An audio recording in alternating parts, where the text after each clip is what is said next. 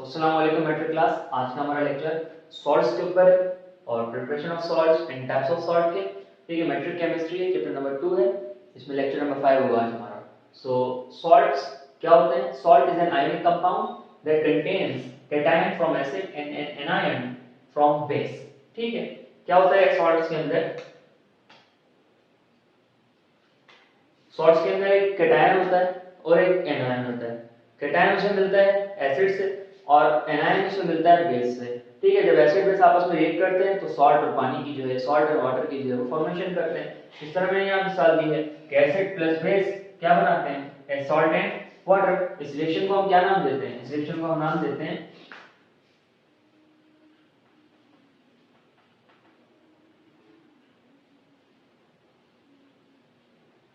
Neutralisation. ठीक है, neutralisation का अमल, इसमें हम एसिड और बेस को मिला के सॉल्ट और पानी हासिल करते हैं। ओके, तो प्रिपरेशन ऑफ सॉल्ट्स पे आते हैं। तो दो तरीके हैं सॉल्ट्स को प्रिपेयर करने के। पहला तरीका क्या है? पहले तरीके में हम क्या करते हैं? Salts are produced from by the action of acids on metals. इसका एक्शन एसिड का किसके ऊपर? मेटल्स के ऊपर, या मेटल ऑक्साइड्स के ऊपर, या मेटल हाइड्रोक्साइड के ऊपर। ठीक है, या फिर metal carbonates and metal bicarbonates के ऊपर। ठीक है, किस तरह से बन सकता है सॉल्ट आपका? पहले तरीके में आपने एसिड के साथ रिएक्शन करवाना होगा, किसका?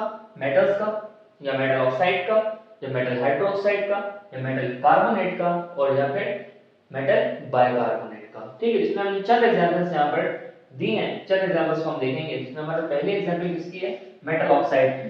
मेटल ऑक्साइड कौन सा है यहाँ पर हमने इस्तेमाल किया है? मेटल ऑक्साइड में इस्तेमाल किया कैल्शियम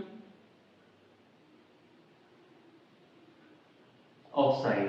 ठीक है, कैल्शियम ऑक्साइड का रिएक्शन जो हमने कराया सल्फ्यूरिक एसिड के साथ, तो हमें क्या मिला? Calcium sulphate.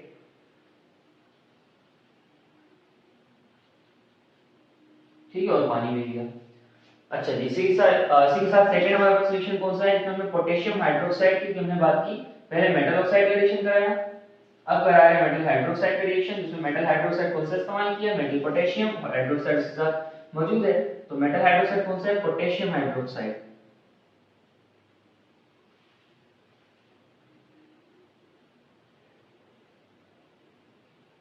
पोटेशियम हाइड्रोक्साइड का इस्तेमाल किया, इसका रिएक्शन कराया हमने नाइट्रिक एसिड के साथ, तो हमें क्या मिला? Potassium nitrate plus water. ठीक है, potassium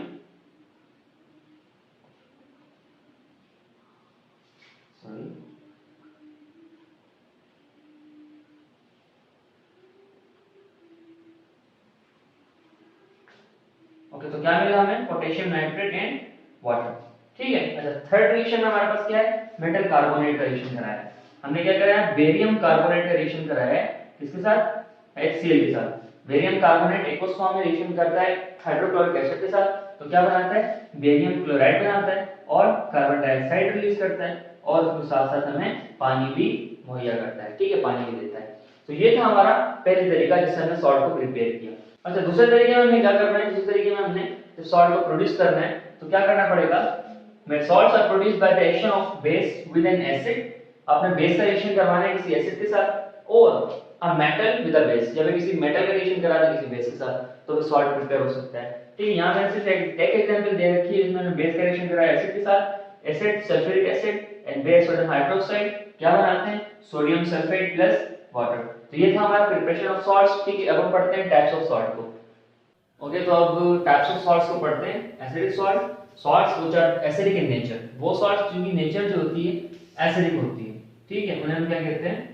acidic salt. They produce acidic solution when dissolved in water, जब पानी में इनको डिसॉल्व किया जाता है तो ये एसिडिक सॉल्यूशन फॉर्म करते हैं। ठीक है, हालांकि आप जानते हैं कि सॉल्ट जो होता है, सॉल्ट वो एक न्यूट्रल सॉल्यूशन होता है, न्यूट्रल होता है। ठीक है जी, उसकी पीएच जो होती है वो 7 होती है।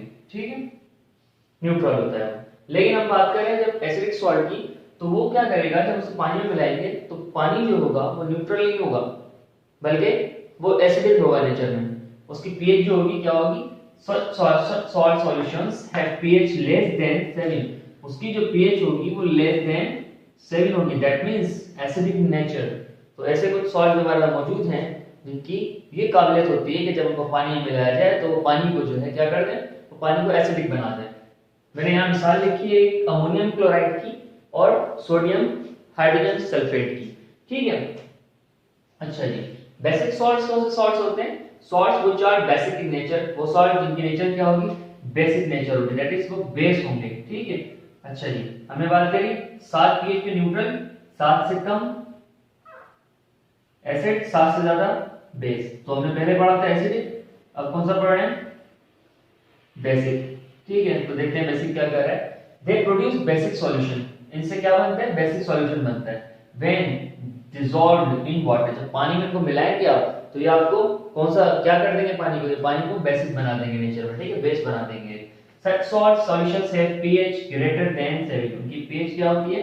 7 से ज्यादा होती है। यहां बार-बार 7 की बात क्यों कर रहे हैं, मैं आपको बता दूं, क्योंकि हमारा जो नमक होता है उसकी जो पीएच होती है वो 7 होती है, ठीक है। एक न्यूट्रल नमक की, एक नॉर्मल नमक की जो पीएच होगी वो हमेशा 7 होगी। अगर 7 से ज्यादा है तो वो एसिडिक वो बेसिक सॉल्ट है, और अगर 7 से कम है तो वो एसिडिक सॉल्ट है। तो हम अपने अच्छा इसकी मिसाल है कि हमारे पास बेसिक सॉल्ट्स की मिसालें क्या हैं? एक है सोडियम कार्बोनेट, ठीक है जी, और दूसरी पोटेशियम कार्बोनेट। ये दोनों सॉल्ट्स जो हमारे बेसिक इन नेचर हैं, ठीक है। तो अब हम करते हैं बात न्यूट्रल सॉल्ट की। Neutral salt that is normal salt, जो हम घर में इस्तेमाल करते हैं, ना वो एसिड होता है और ना ही वो बेस होता है, बल्कि वो न्यूट्रल होता है। दैट इज पीएच जो है वो कितनी होती है? 7 होती है। तो salts which are formed by complete neutralization of strong acid and strong base, वो सॉल्ट्स जो किससे बनते हैं? कंप्लीट न्यूट्रलाइजेशन से, एक स्ट्रॉन्ग एसिड और स्ट्रॉन्ग बेस के दरमियान, ठीक है। The aqueous solution of these salts are neutral to litmus paper.